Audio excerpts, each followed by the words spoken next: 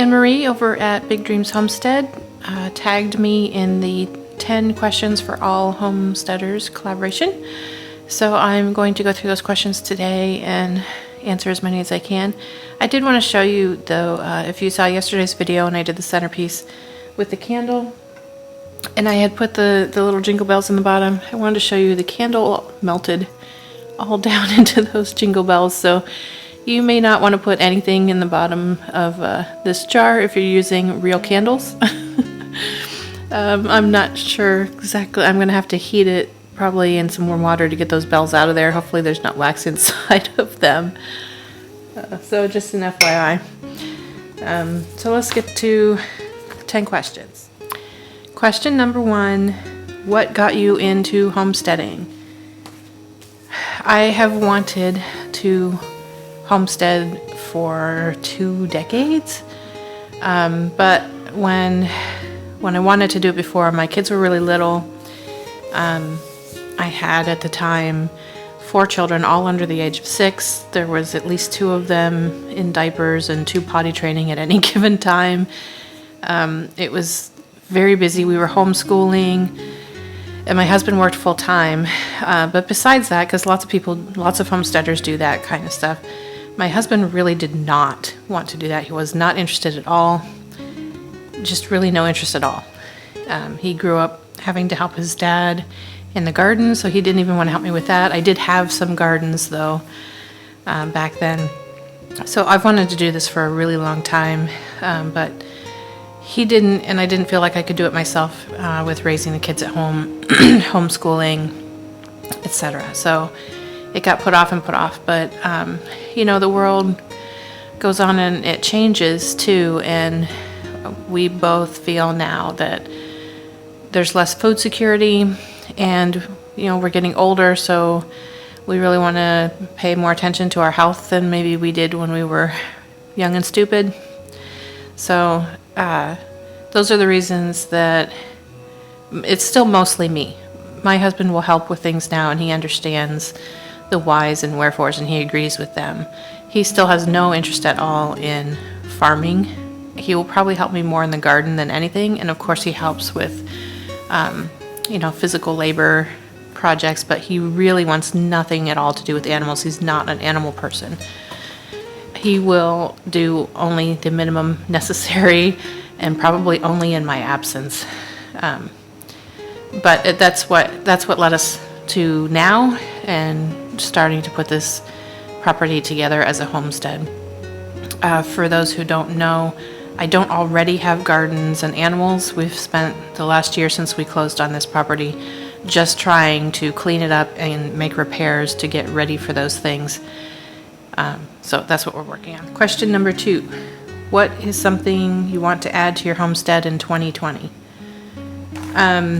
The 2 primary things are to get the gardens going and to add chickens. I would love to add other livestock, but I am still researching. I want to make sure absolutely that I have at least a pretty darn good clue what I'm talking about before I take on anything larger than chickens, and that I will physically be able to handle it. Because, as I said, my husband is not interested at all in helping. I do have 2 adult children still living at home. However, when they have jobs and are working full time, then it's still just me here, so to take care of stuff. So if I can get gardens and chickens next year, I'll be ecstatic. And then we'll see what else. I think I want dairy goats. I think I want to raise wiener pigs at some point, but I am not in a huge rush to take on too much too soon, because I know that's a recipe for failure, and burnout.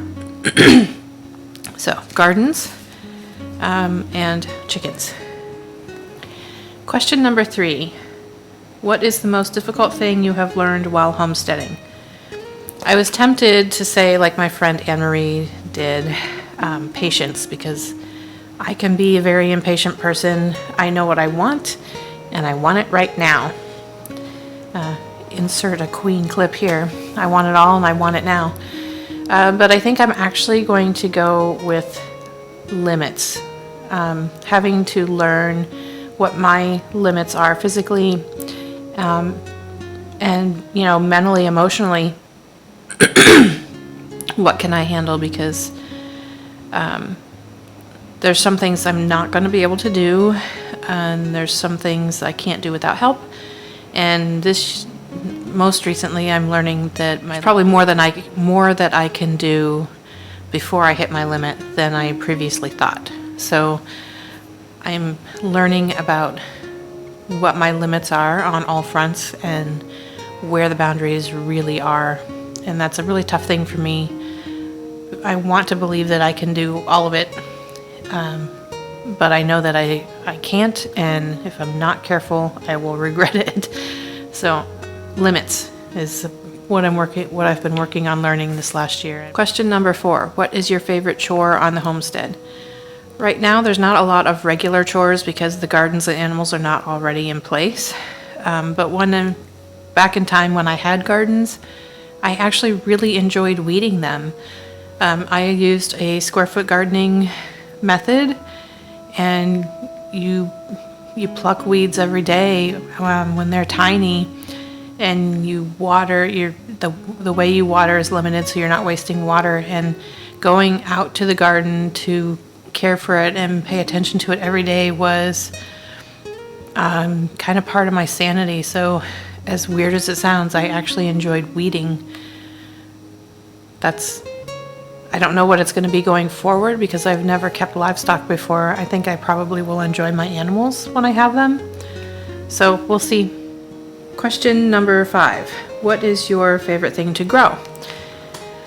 When I've had gardens in the past, and even when I haven't had full gardens, but I was growing something in pots or whatever, I always had herbs if I had anything. And I think that really is my favorite thing to grow. Most of them are relatively easy to take care of and grow. And, cooking is something I really enjoy doing, feeding people in particular. And so using herbs in my cooking every day, that's a joyful thing for me. So I would have to say herbs are my favorite thing to grow. Question number 6. What do you love the most about the homesteading community? We haven't been in this area long enough to have us tied into the local homesteading community. I do get to see on nextdoor.com when you sign up for your neighborhood area, different posts flying around, and I do see people, warning when there's been a cougar sighting, and posting when their goats have gotten loose, and people do respond and communicate with each other. So that's encouraging to know that they kind of have each other's back around here. But I've really not met any of them yet. And then online, the homesteading community in particular, one small group that I'm in is just astoundingly supportive. There's so much knowledge and wisdom in those groups, and in the one group in particular, just so much kindness and the ability to come together and help each other and get along in spite of any differences that we have. I really enjoy that about the homesteading community. Question number 7 is, what is your favorite meal to make? That's actually a really hard question for me. When I have the time, I really enjoy cooking, especially cooking from scratch with fresh ingredients. And, I really like feeding people. So I have different tastes than a lot of my family, so I actually don't get to cook my favorite meals very often because nobody else will eat them, or very few of them will. Probably my favorite thing to cook is when I do something because I want to have it. If I could make a whole meal that's just stuff that I love, would probably be sauteed chicken liver with onions and mushrooms, served with probably Brussels sprouts, sauteed in butter with some salt, and butternut squash, probably also with butter and salt. Those are all 3 things that I love. One of my daughters also loves, and nobody else will eat them. So once in a while, I make one of those with another meal, or even just separately, just for my daughter and I. So yeah, chicken livers and onions with salt, pepper, mushrooms. That's good stuff. Question number 8 is, what is your favorite holiday?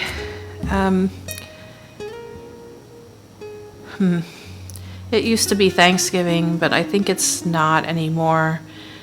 Probably, I just don't celebrate very many holidays anymore. I mean, we go kind of through the motions. Everybody has time off at the same time around major holidays, so we get together and celebrate family and spending time together, making memories. So I guess I would have to say I don't have a favorite holiday. But I do enjoy getting together, all the kids come home, especially if my parents can come and visit, and celebrating family. Not big on holidays. Question number 9 is your homestead where you intend to stay permanently, or are you looking to create one elsewhere? I can't say that this is where we'll end up permanently.